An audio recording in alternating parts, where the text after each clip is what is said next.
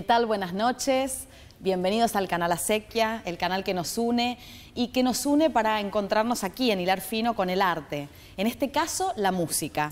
Y muy particularmente con un dúo de artistas que verdaderamente son notables y que han hecho un trabajo muy interesante en la provincia. Ellos son Polo Martí y Betty Plana, que ya enseguida vamos a hablar un poquito con Betty también. Bienvenido, Polo. Muchas gracias. Qué lindo que estés acá. Muy amable, muy amable vos.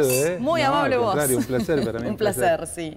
Vos sabés que nos interesa mucho saber de dónde viene lo que la gente hace. Los artistas es igual que cualquier otro oficio. Uno el oficio lo va tiñendo de sus propias cosas.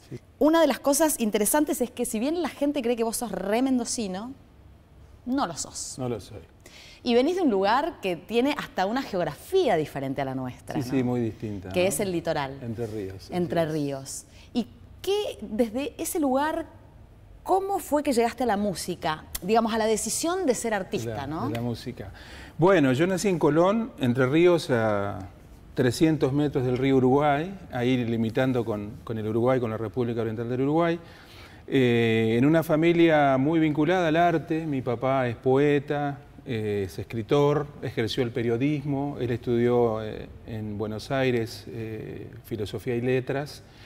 Entonces los recuerdos que tengo de niño son muy vinculados a las letras, muy vinculados no solamente a la letra en tanto poesía, digamos, o al periodismo, sino también la letra dicha y la letra cantada, la canción, la música, ¿no?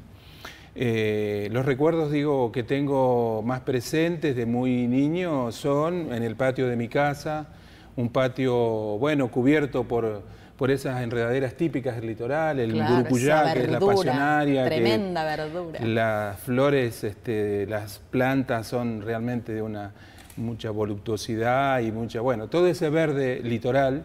De alguna manera, bueno, teniendo o cubriendo, digamos, un momento donde la música, la poesía, la compartíamos entre todos, y yo de chiquito mirando así un poco hacia arriba, escuchando la voz de mi padre diciendo algún poema suyo, de alguno de los poetas de la provincia de Entre Ríos, y los músicos del lugar. ¿Se hacían así reuniones medio tipo tertulias en tu casa? Muchísimas, muchísimas. Qué bonito. Y bueno, eso fue como un paisaje sonoro natural, ¿no? Claro. Entonces, obviamente la música era quizás lo que más animaba, y dentro de la música el folclore. Yo nací en el 61, digamos, nací casi con el boom del llamado boom del folclore, claro, ¿no? Entonces se tocaba mucho naturalmente, nada era forzado, sino que todo fluía naturalmente.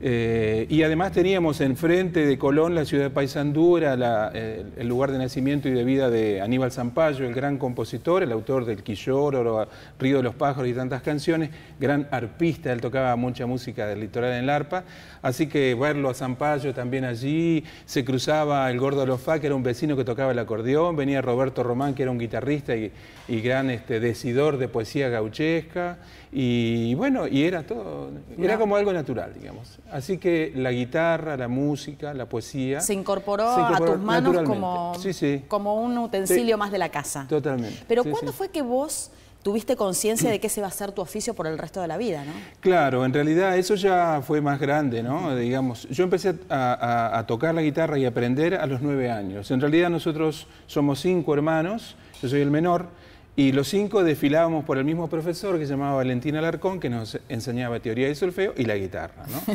Y más o menos a los 16, 17 años, que ya estaba terminando la secundaria y pensando qué voy a hacer, ahí fue que decidí, yo estaba en 4º año de la secundaria y decidí que iba a estudiar música.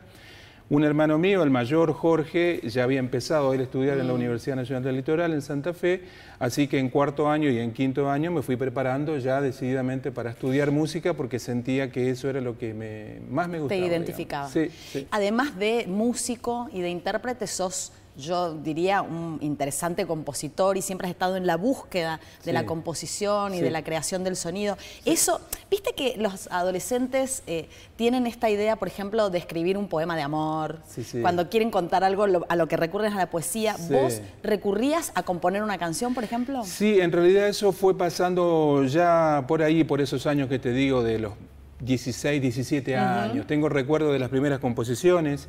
En esa época yo leía, me gustaba muchísimo la literatura. Sí. Obviamente la herencia de mi padre, los recuerdos de mi papá leyéndole poesía a mi mamá.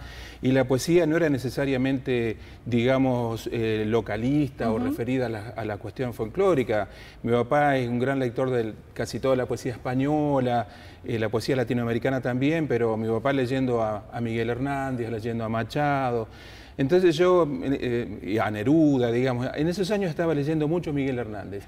Una de las primeras que salió así como naturalmente fue una música que compuse, digamos, dedicada a Miguel Hernández. Una música con aire español, digamos, sí, que después a los muchos años yo vi la partitura de vuelta, la toqué y me di cuenta que era... No quiero decir que era una porquería, pero era, qué sé yo, una cosa sin ni mucho pie ni cabeza. Pero fue lo primero que salió así naturalmente. Después ya aparecieron un poco más folclóricas las cosas, ¿no? Pero bueno. Esa no lo era tanto. No, era así.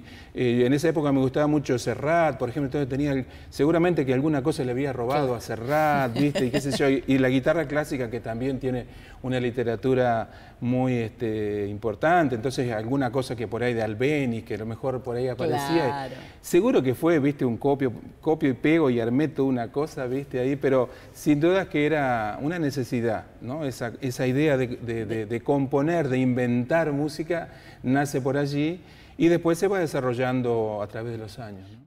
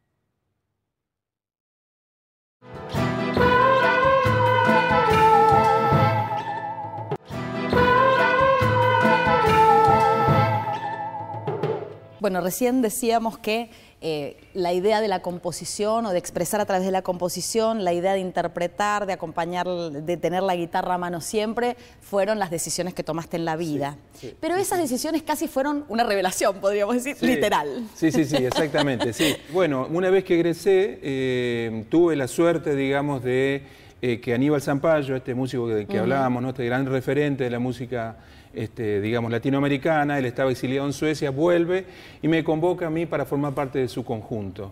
Bueno, armamos el grupo con Aníbal Zampayo y para mí era una llave que abría todo tipo de cosas, ¿no? Realmente era así fue que conocí a Cita Rosa, que conocí a los Olimareños, que conocí un montón de gente maravillosa. Y bueno, y paralelamente a eso fuimos conformando lo que fue el Grupo Maíz, que era un grupo dedicado inicialmente a la música andina, pero que en su formación, digamos, participaba gente con un pensamiento mucho más amplio, digamos, que hoy quizás pueda ser mucho más natural, pero en esos años conocer de música clásica, de música de vanguardia, de música contemporánea, experimental, digamos, no era tan común en un grupo que supuestamente hacíamos, entre comillas, folclore, ¿no? Proyección folclórica. Bueno, armamos el grupo y en el año 87 fue que participamos en el Festival de Cosquín.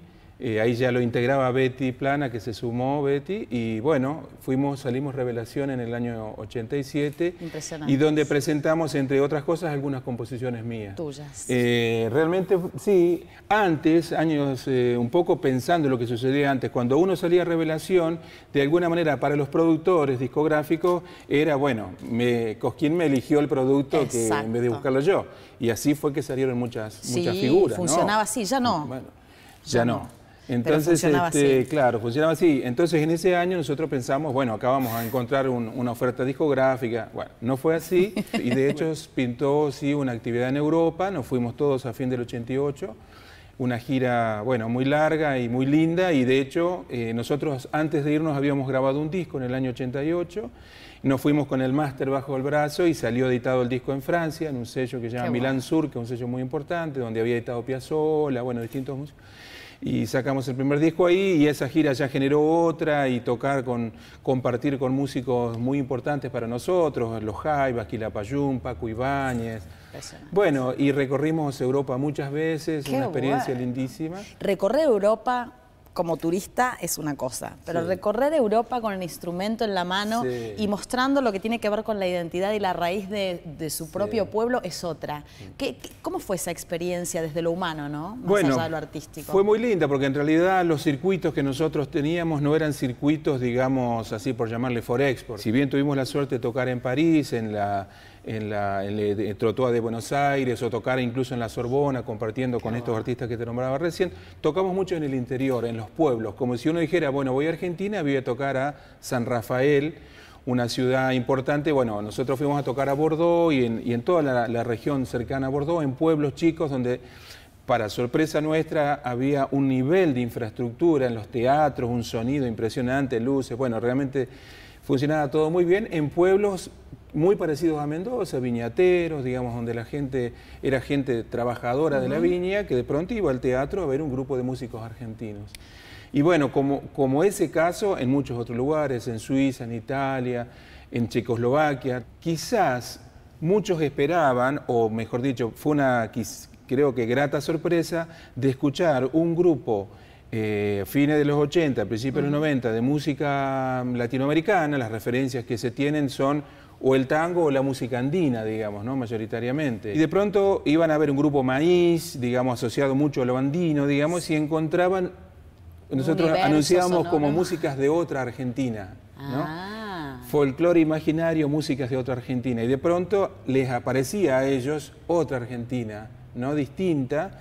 No estaban los sicus referenciales, que son maravillosos, pero de pronto aparecía eso mixturado con otras sonoridades, con un violín tratado a la manera clásica o muy virtuosa, una flauta traversa y otros instrumentos que a lo mejor eran novedosos, esas texturas, digamos, ¿no? Esas combinaciones. Esas combinaciones. Así que en ese sentido fue muy bienvenido y abrió una perspectiva que nos enriqueció enormemente.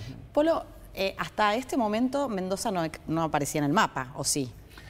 Sí, había aparecido ya. Sí, sí. ¿Ah, sí? Sí, sí, había aparecido. Después de la segunda gira, nosotros con Betty decidimos, todavía no había nacido Julia, nuestra hija mayor, y dijimos a dónde vamos a hacer el nido, digamos, ¿no? Y yo entrerriano, Betty mendocina, en la pulseada ganó Mendoza, pero sin duda que esa cosa del Andes, ¿viste? Esa cosa así tan fuerte, me atrajo mucho. Y entonces cuando decidimos venirnos a Mendoza, para mí fue llegar, bueno, a este monstruo, esta cosa tan majestuosa y toda la cultura que crece y que nace de ahí, ¿no? Así que cuando vinimos a vivir a Mendoza lo hicimos con muchísimo cariño.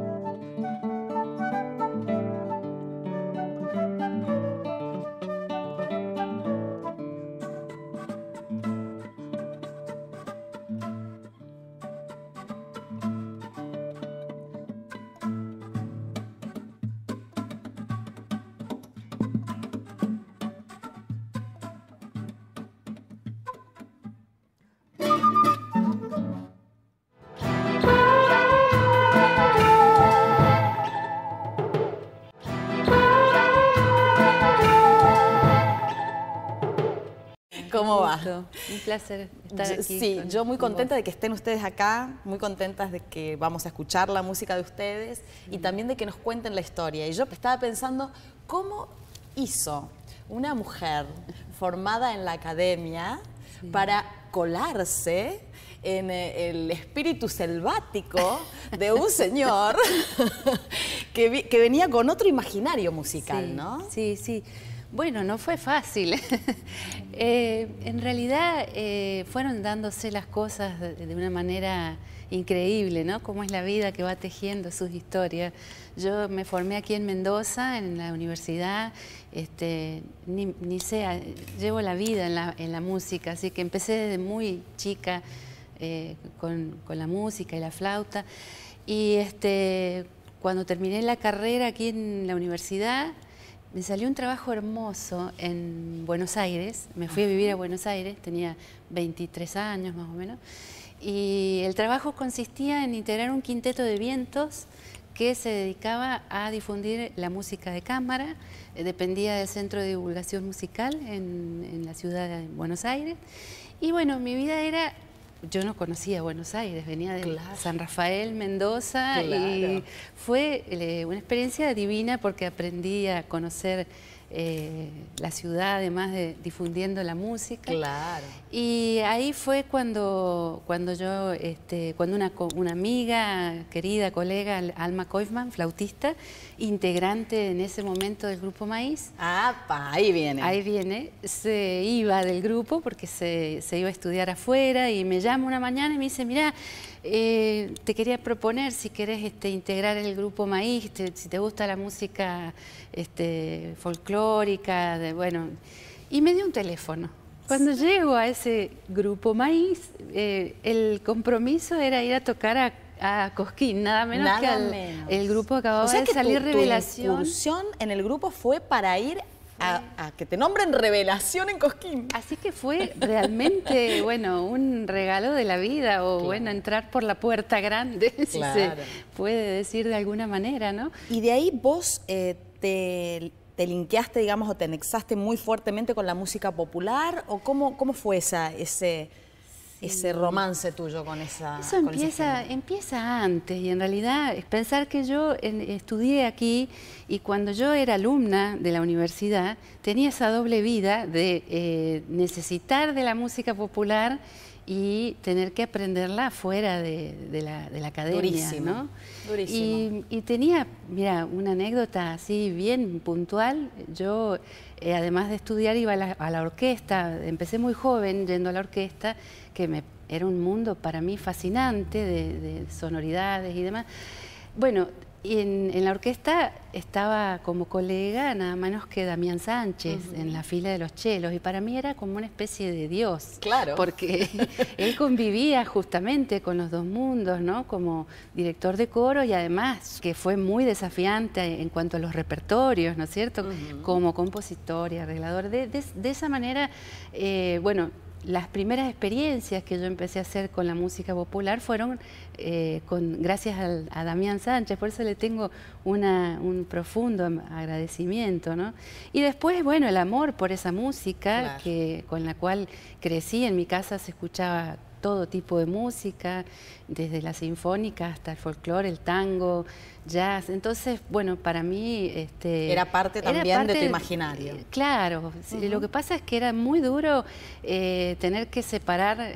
claro. Pero también en ese punto, digo, fue fuerte para mí y fue una manera de crecer...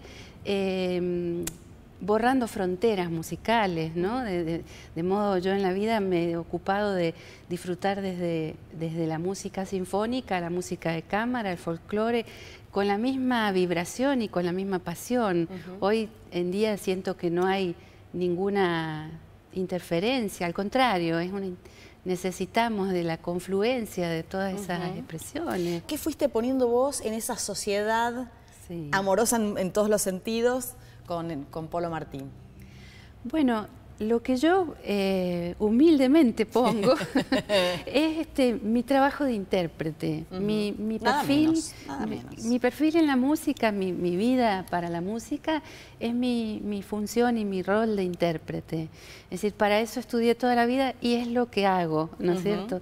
De modo que el trabajo con Polo en el dúo, que realmente disfruto como intérprete, es realmente un privilegio. Yo creo que el rol del intérprete es descongelar el tiempo y ponerlo en tiempo real, lo que está escrito en un papel, que bueno, es ponerle la vida.